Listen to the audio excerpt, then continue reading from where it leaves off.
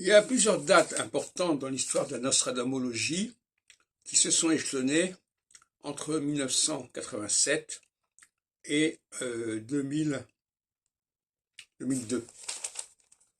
en 15 ans. Il se passait des choses depuis, mais cette période-là a été extrêmement intense, avec 3 publications majeures, selon moi.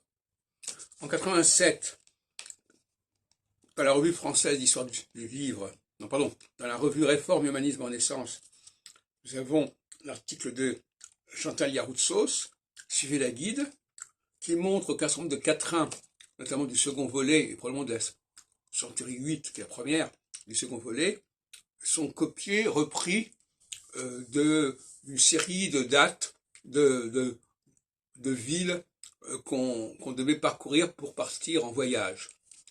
Donc d'où le nom de la guide des chemins de France.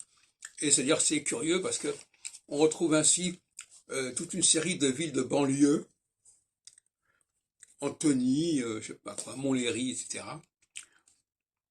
Et par conséquent, la question qui se pose, c'est de savoir si c'est Nostradamus qui a fait ce travail de compilation et de récupération qui est pas très sérieux, pour dire les choses comme elles sont, même si ça a apporté le nom de Varenne, ça a fait ressortir le nom de Varenne par la suite, ça c'est une pure coïncidence, ou bien si ce sont des faussaires qui, payés pour remplir des quatrains, ont puisé un peu n'importe où. Et pour les gens qui sont des spécialistes des plagiats et des contrefaçons, ils savent très bien que la contrefaçon se nourrit de plagiat. Quand on doit fabriquer quelque chose, eh bien on prend à gauche et à droite, etc. D'ailleurs, de ce point de vue-là, une grande partie des quatrains des centuries sont récupérés, recyclés, des recyclés de textes en prose, parfois de Nostradamus, parfois qui ne le sont pas du tout. Ça, c'est le premier ouvrage. Et ce qui est intéressant, c'est la réaction. La plupart des spécialistes ont laissé entendre que finalement, Nostradamus, il avait procédé à ce genre de choses, ce genre d'expédient, ça ne les gênait pas. Il préférait cette thèse à la thèse comme quoi ces quatrains auraient été fabriqués par d'autres.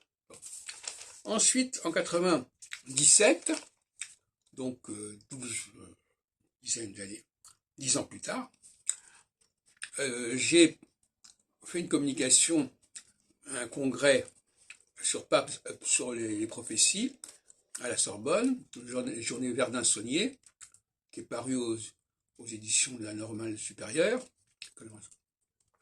Ça s'appelle les ligues, la prophétie de la ligue, où je montre que le 84-46, donc est au cœur du premier volet des centuries, cette fois-ci, c'est plus le second volet comme pour Yaroutsos, eh bien, il n'a pu être inspiré que par les événements des années 1588-89, où Henri III avait décidé de placer la capitale de son royaume à Tours, d'où l'expression « garde-toi Tours de ta proche ruine ».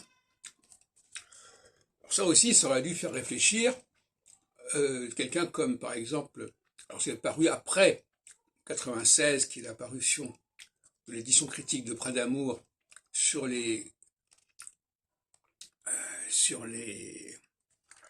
l'édition Massé Bonhomme de 1555, qui comporte ce quatrain 446. Juste après sa mort, voilà ce qui s'est arrivé. Bon, et ça n'a pas non plus beaucoup fait bouger les gens. Et puis en 2002, j'ai publié, donc 5 ans plus tard, aux éditions RAM4, document inexploité sur le phénomène Nostradamus, avec la publication des présages merveilleux pour 1557, qui était en possession d'ailleurs de Daniel Russo, qui en avait mis quelques extraits dans son ouvrage Testament Nostradamus, paru en français en 82, mais qui était paru en 75, je crois, en espagnol. Et là, on voit bien qu'il y a eu une première épître à Henri II, en tête de l'édition des présages merveilleux pour 1555. Et là aussi, finalement, ça n'a pas tellement fait bouger les gens. Alors que si on comparait les deux éditions, l'épître à Henri II de 1556 puisque ça a été paru, c'est pas publié c'est publié pour l'année suivante, et celle d'Henri II de 1558, etc., il y a des similitudes évidentes. On voit bien que l'une a été inspirée par l'autre, d'autant plus que la deuxième, 1558, ne fait pas référence à celle de 1556. Voilà, donc voilà comment, alors je pourrais continuer évidemment indéfiniment, mais en 2003,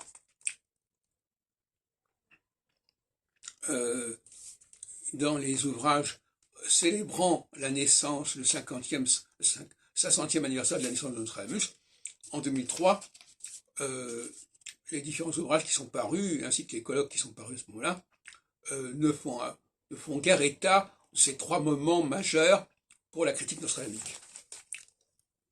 Et je rappelle qu'en 2007, donc 4 ans plus tard, je soutiens un post-doctorat sur la naissance de la critique nostradamique au XVIIe siècle.